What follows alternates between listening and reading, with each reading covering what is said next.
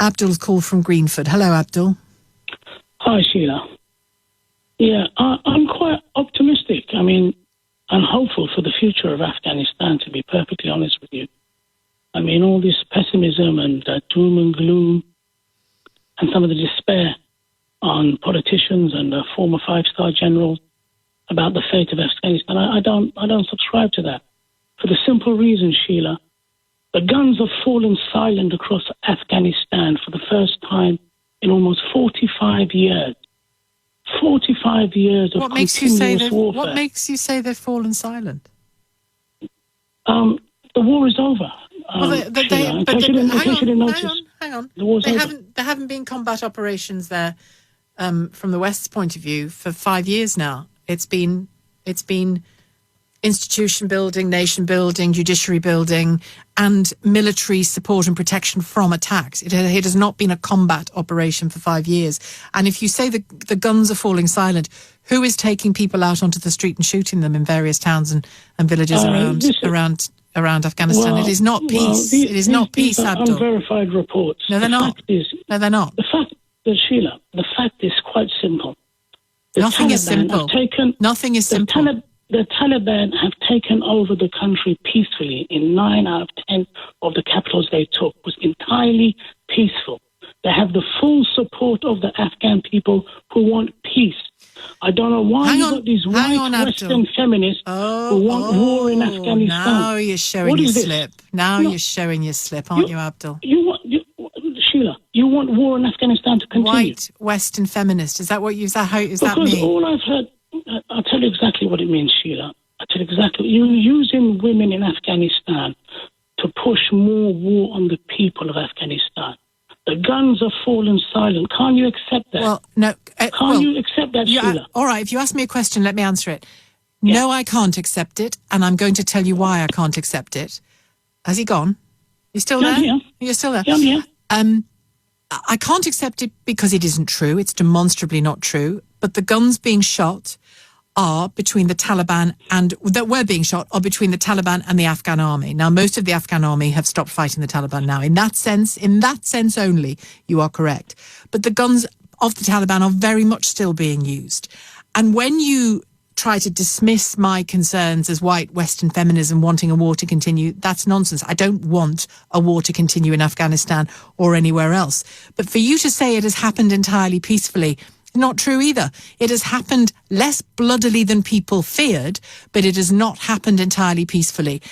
Taliban leaders themselves have been on international television and radio saying, if I have to kill people to do this, I will. I have killed people to do this. We regret civilians dying, but we're having a fight. Civilians are going to die. It has not been entirely bloodless. It has not been entirely peaceful, and the guns are not silent, Abdul. Okay. If the guns were silent, women wouldn't be hiding in stairwells with their children. If the guns were silent, and if the Taliban were no threat to women. You're going to have to accept it.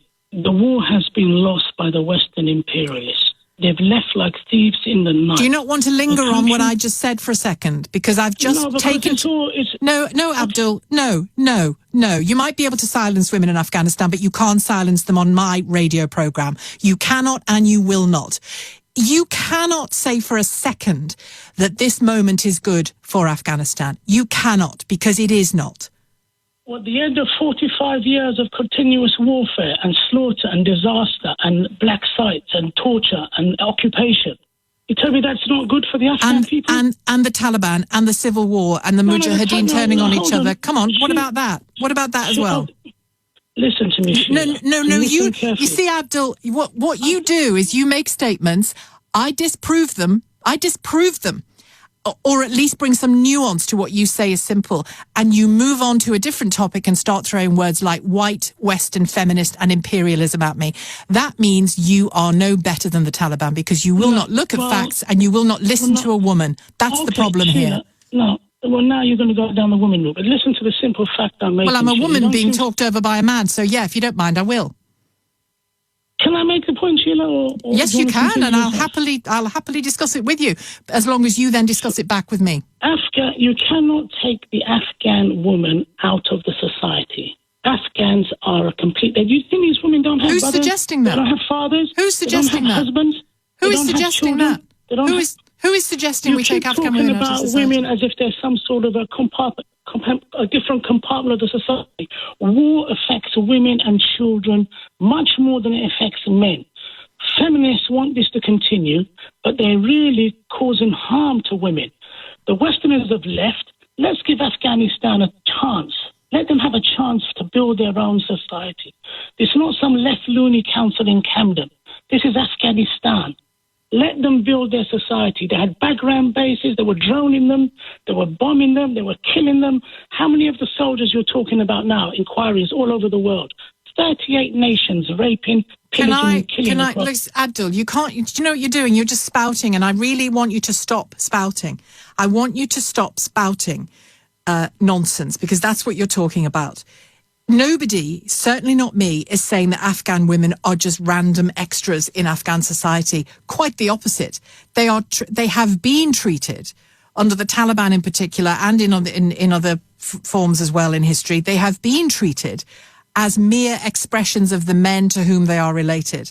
So when you say, Abdul, do these women not have brothers, fathers, husbands? Yes, they do. Yes, they do.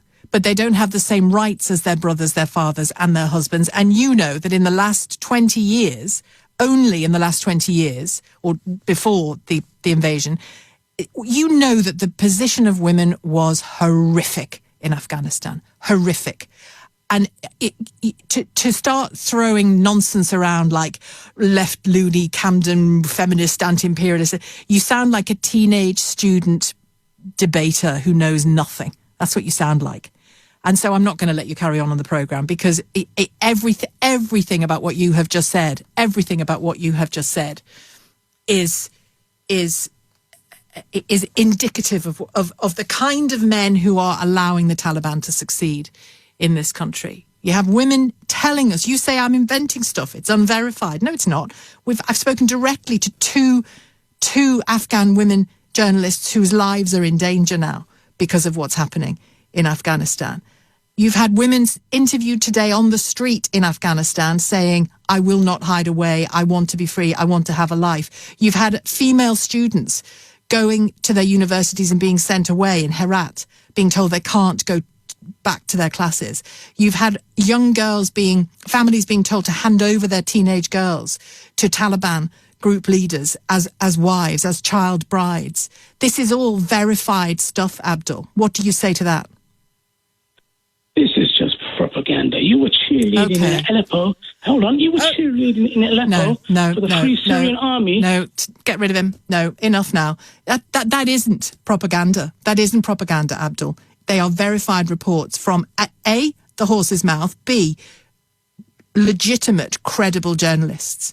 So you are an expression, Abdul, of that Taliban seam in some men's psyche that I was talking about. You are an expression of that, not least the speed with which you turned on me. Actually, that was very revealing. That's what I meant when I said you let your slip show. 18 minutes past 3.